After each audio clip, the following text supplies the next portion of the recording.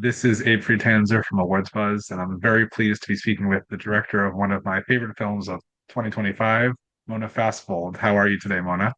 I'm great. How are you doing? Good. I was very fortunate to get to see The Testament of Anne Lee at the Toronto International Film Festival when they added some extra screening because I wasn't able to see it originally. And I found it to be such an interesting thing. And as somebody with only I remember a mention of a high school history teacher mentioning the Shakers. And that was all I really knew. I was so fascinated by this. And I'd love to know what your background is in terms of interest in faith and what got you what it was about this that interested you so much. I'm glad you saw it at the Toronto screening. That was a good screening. It's a beautiful room. I stumbled across the story while I was doing research on For the World to Come, my previous film that I directed that takes place in the similar area, Massachusetts, upstate New York, about 100 years later. And I think that I think my interest in this story really was first, it was just Anne Lee. Her life was like just incredibly cinematic to me. And then there was the excitement that so few people knew about her, that she was just kind of completely overlooked. And I thought, well, what a fascinating story. She created one of the largest utopian societies in America, and with 600 followers at the height of it, and with complete equality between gender and race at that time. It was so radical. And also there's like thoughts around community and communal living, and about labor and work and their work ethic as well. All of those things really attracted me. And then on top of that, they worship through ecstatic song and dance. And I really had, I think I've been wanting and longing to explore more movement and music in my work. So this story just encompassed everything that I was excited by, and I felt like it was just there, there for me to do, and that I had to just dive in and then make it happen. I was revisiting my review of The Sleepwalker from, a decade ago, and then looking at The World to Come also to remind myself a bit about your work because I remembered seeing them both. And one thing that I had noted both those had in common was that you had a specific set of main characters, like a quartet of people interacting. And this is different because you have one person, but because of the equality, you don't really get the sense that she feels like she is better than anybody. I think it's rare to find a portrait of a leader Mm. who, as you said, has such a significant movement around her who doesn't feel like she's dominating the story in an inappropriate way. No, well, that's the thing. That's what was so exciting to me, because it's a story about a religious leader, but she's not leading from like, her ego has no place in this at all. She's purely a vessel for the spirit, the Holy Spirit, in her opinion, and it's nothing about her. It's not about any kind of personal gain for her. It's only about trying to create a community where people can be safe and free to worship and live in a different way. And I think that the juxtaposition of those two things, like this powerful woman who is so compelling and so incredibly charismatic, and at the same time completely lacks this ego. That the duality of that, to me, just made for a very interesting character study. But also, she has to, as you said, she has to be mirrored by these people surrounding her, because they are constantly in dialogue, and she is not this sort of this leader who is telling them, "This is my way and it's the only way." It's not. It's none of that. How important was staying true to the history of what's documented? Was it to you? Did you feel like that was sort of just a jumping off point, or you wanted to make sure that this felt close enough to history that if people went back, they would say, this is accurate? Well, it's hard because a lot of that there's conflicting stories, and so uh, yes, there's certain things that are very accurate. That's absolutely based on history, on her history, and there's some public records that we could base things on. There's some things that are facts, but then there are stories that are, then that are stories about her being covered in hair and it falling off her body, and her seeing visions, and being compelled, by the being guided by the Holy Spirit to mend the ship in a storm. There are things like that, how it's what do you yes, facts to some, and then imagined by others. That's so it had to the story had to be treated like a fable. It couldn't be treated as a traditional straightforward biopic or a documentary piece. So I did as much research as I could, and then I sat down with Brady Corbet, my partner, and started writing. And at that point, you have to write on intuition, because at that point, it's really just about what is the conversation that I'm having with her story, and with this part of history. That's what you're exploring. It's not really let me tell you exactly what I think happened. It's not so interesting. It's more interesting to because the past is always a way of accessing the present for me. So it truly becomes that dialogue, and that's an intuitive process. I certainly would not describe this as a straightforward biopic, and I think that is great.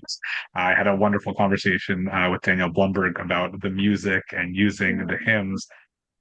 I think that is remarkably interesting and certainly a big swing that I imagine some people may not have said, "Oh, this is going to definitely work." But can you tell me about when you knew that this should be a musical?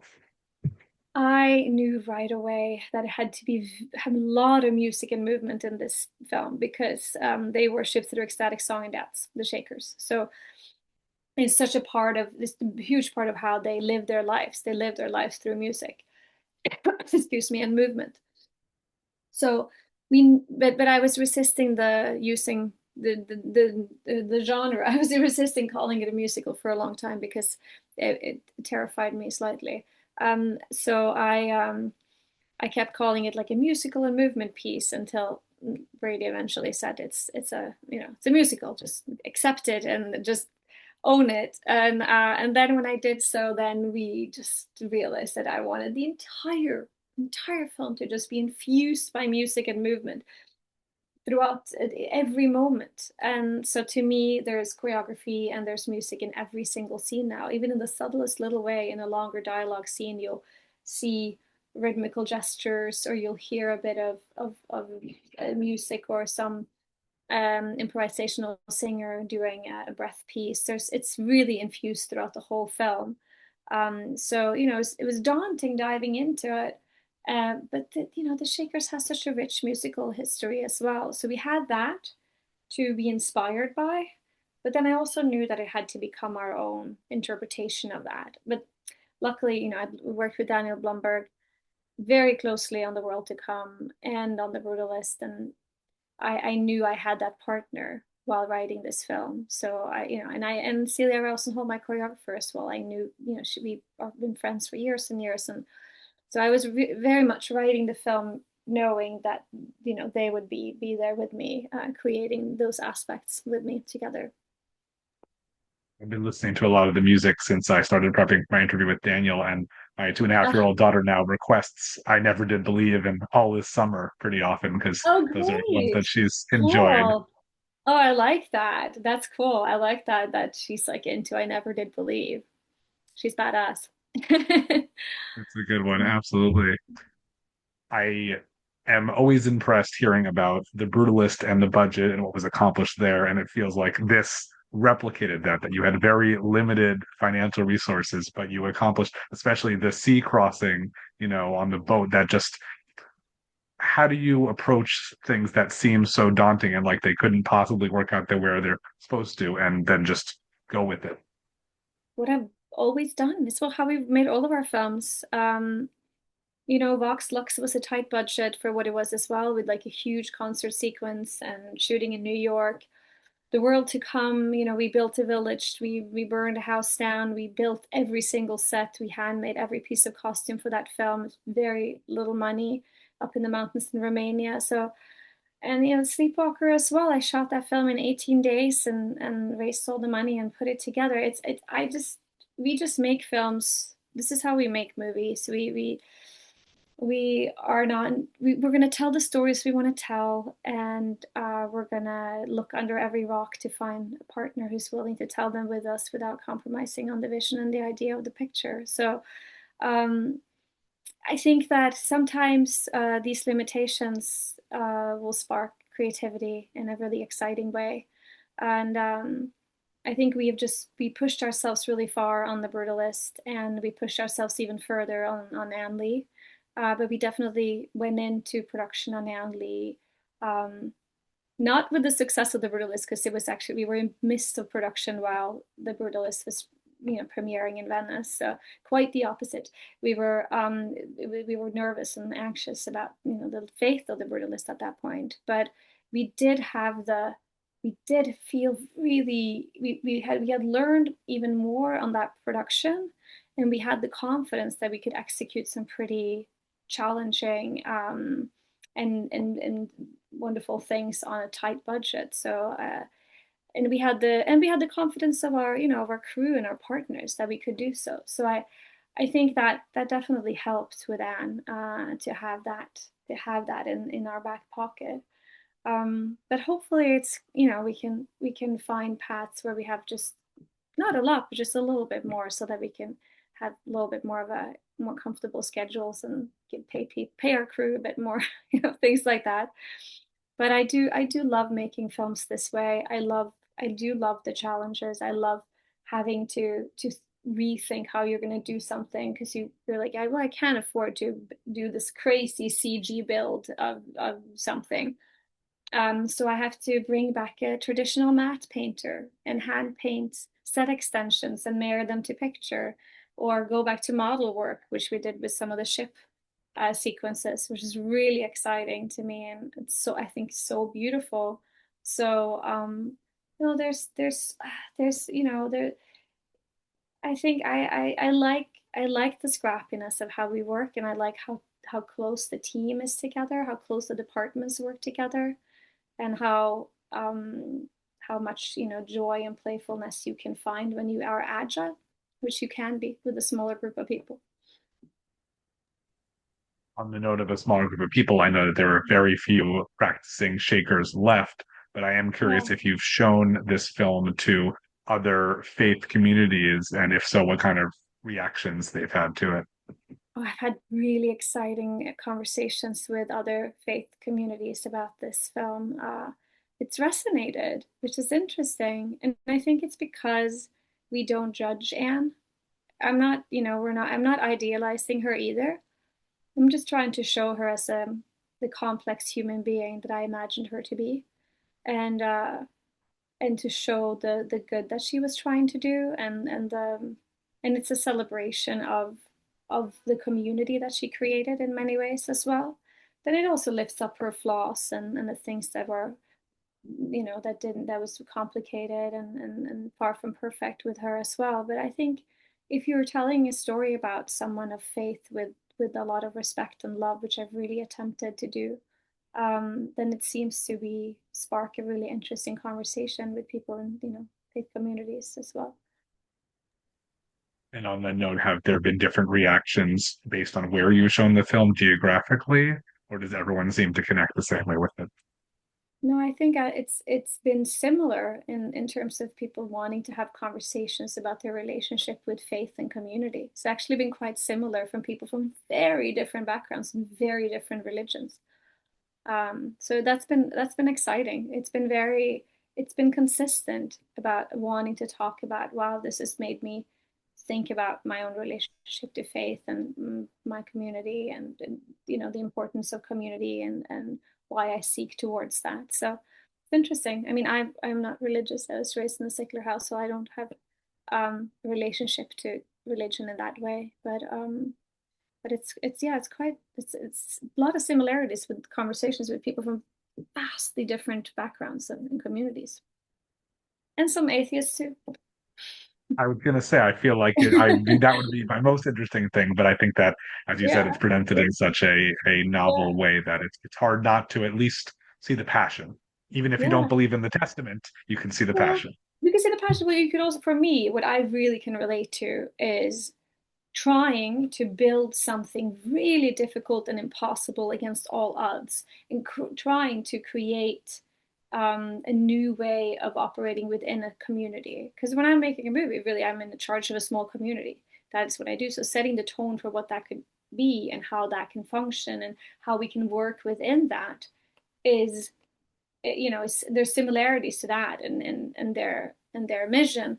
And then the way, like, they're obsessive sort of, a relationship to labor, how they would say, work every day as though you had 1,000 years to live, or if you would, as if you were to die tomorrow, or put your heart to God and hands to work. And like, it was always just about how can you like strive for perfection to make something that is functional, that's sustainable, that will, that is a thing of simplicity and beauty. And I think for me, like that, the craftsmanship and that sort of yearning for that is something I can really obviously can relate to in what I want to do myself. And this, I think in many ways that that metaphor is something that also bears similarities with the brutalists. I think we subconsciously just ended up, keep on kept on exploring those themes a little bit over and over again.